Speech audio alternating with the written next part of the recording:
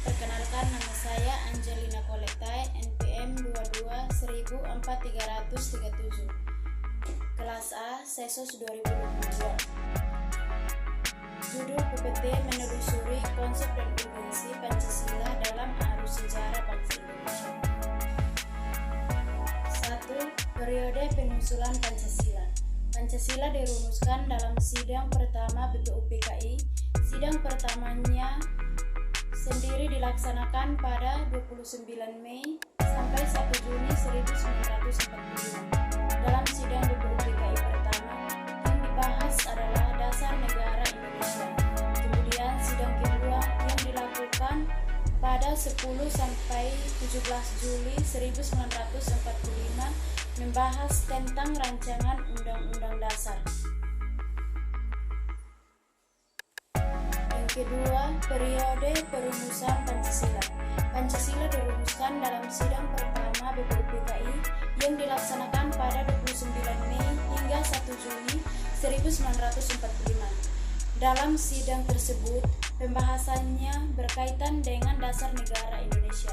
Sutomo Muhyiddin dan Soekarno menyampaikan beberapa usulan tentang falsafah atau dasar negara Indonesia.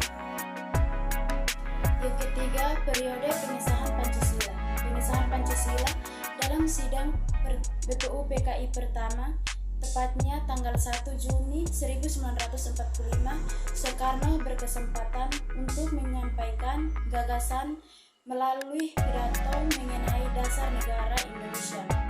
Awalnya pidato ini disampaikan oleh Soekarno secara aklamasi tanpa judul, sampai akhirnya disebut sebagai lahirnya Pancasila oleh mantan Ketua BPUPKI Dr. Rajiman Wediyoningrat.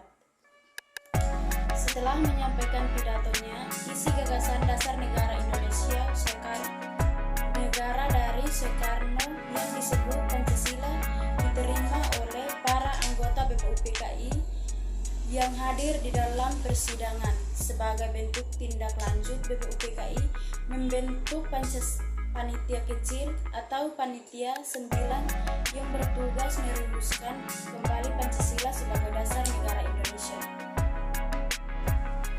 Setelah berunding, panitia 9 mengubah urutan dan rumusan awal Pancasila menjadi 1. Ketuhanan yang Maha Esa, 2. Kemanusiaan yang adil dan beradab, 3. Persatuan Indonesia, 4. Kerakyatan, 5. Kesejahteraan sosial. BPUPKI dibubarkan pada 7 Agustus 1945. Dibentuklah Panitia Persiapan Kemerdekaan Indonesia atau PPKI. Berdasarkan PPT tersebut, dapat disimpulkan bahwa konsep dan urgensi Pancasila dalam arus sejarah bangsa Indonesia adalah membimbing serta memberi